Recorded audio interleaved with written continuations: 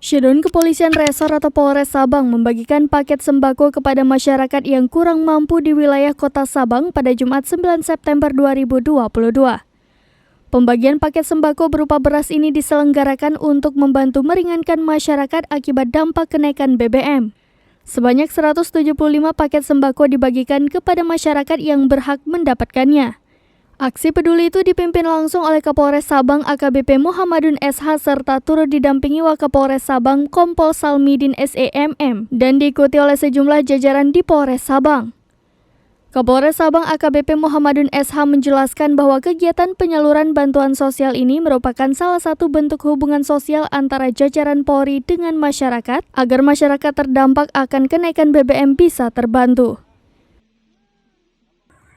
Alhamdulillah kita bisa melaksanakan bagi-bagi untuk meringankan bagi-bagi rezeki.